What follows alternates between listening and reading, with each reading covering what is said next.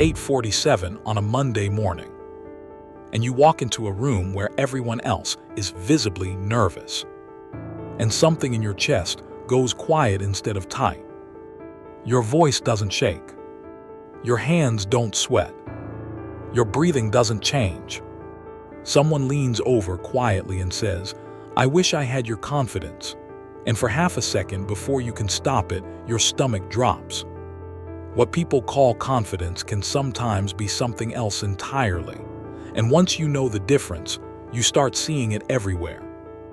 Here are the 6 traits that give it away. Trait 1. You go still instead of loud. Most people's nervous systems get loud under pressure. Yours goes quiet. This is called the freeze-fawn adaptation, and it develops in environments where visible panic wasn't safe, where the calmest person in the room was the one who didn't get yelled at, didn't get left, didn't become the target. Your body learned that stillness was protective long before it learned that stillness could also just mean, "I trust this." Picture the specific moment. A coworker starts crying at their desk after bad news, and every eye in the room turns toward you, waiting to see how bad this actually is.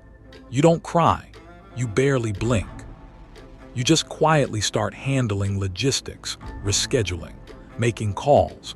Because some part of you learned long ago that whoever keeps functioning is the one who gets to decide how scared everyone else is allowed to be. And here's the part nobody explains. That stillness isn't peace. It's a held breath that's been held for so long you forgot you were holding it. The room reads it as composure. Your body is just doing what kept you safe at 7. Trait 2. You never ask for help, and people call it independence. You solve things alone. You figure it out before anyone notices there was a problem.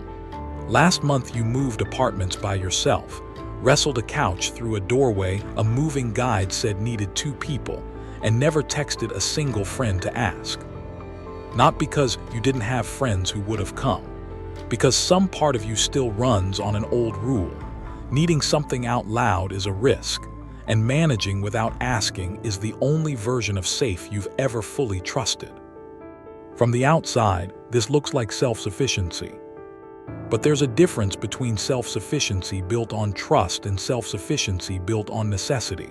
One says, "I could ask, I just don't need to." The other says, "I learned that asking didn't get answered, so I stopped."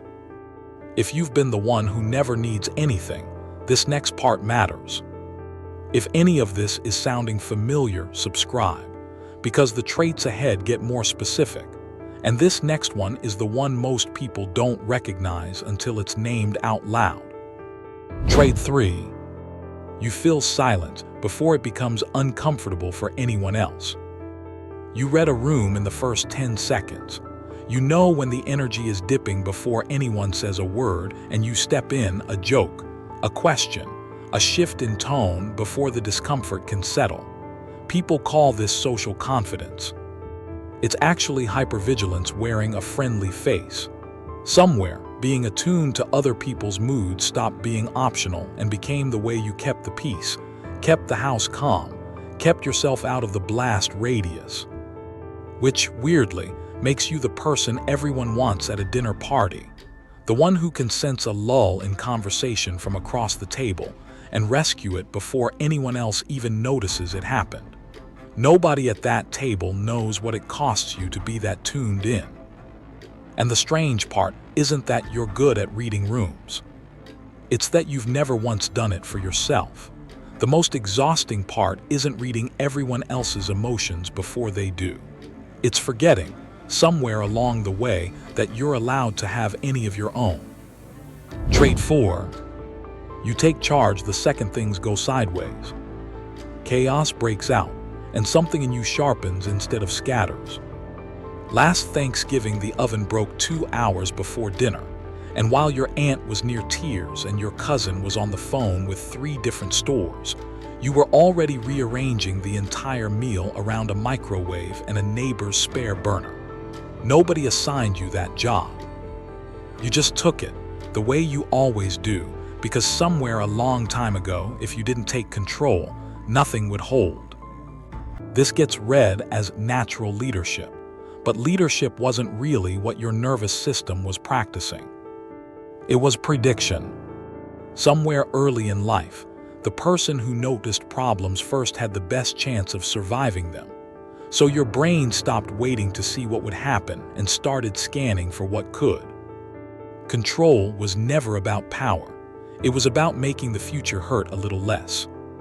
Trait 5. Criticism doesn't seem to land on you. Someone says, "You always think you're right." In that tone that's meant to needle you, and your face doesn't change. You'll nod, maybe even laugh a little at the joke buried in the jab, and move on to the next topic like nothing happened. It's only later, alone, doing the dishes, replaying it for the 40th time, that the sting actually arrives. But by then nobody's watching, so nobody ever finds out it landed at all. People notice the calm face and assume you're thick-skinned, unbothered, secure. But there's a difference between not being hurt and not letting hurt show up on your face. If you grew up somewhere that being visibly affected by criticism only invited more of it, you learned to process the sting somewhere your face couldn't give it away. Here's what nobody tells you about that. The numbness isn't the absence of a wound. It's a wound with very good posture. The final trait is different from all the others because it's not something you do. It's something you don't let happen. Trait 6.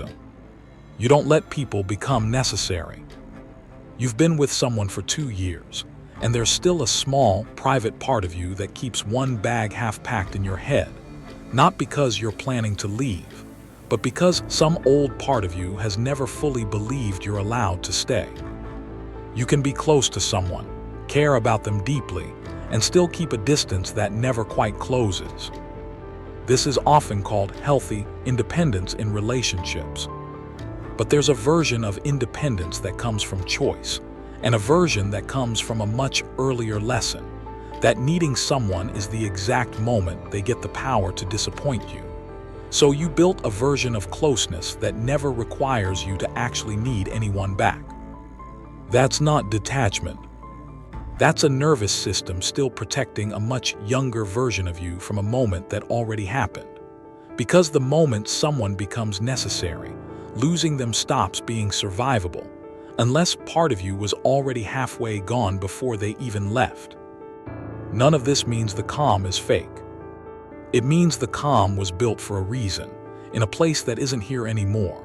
And it's been doing its job so quietly that even you started calling it a personality trait instead of what it actually is. Evidence of what you survived, still running in the background, still trying to keep you safe from something that already ended. Every person who ever called you confident was looking at the final chapter of a story they never watched being written. The room that praised your composure never saw the years it took to build it, and it never asked what it cost. You were never broken. You were built differently, by circumstances that demanded a version of strength most people never had to develop this early. Which trait have people mistaken for confidence your whole life? Drop the number in the comments.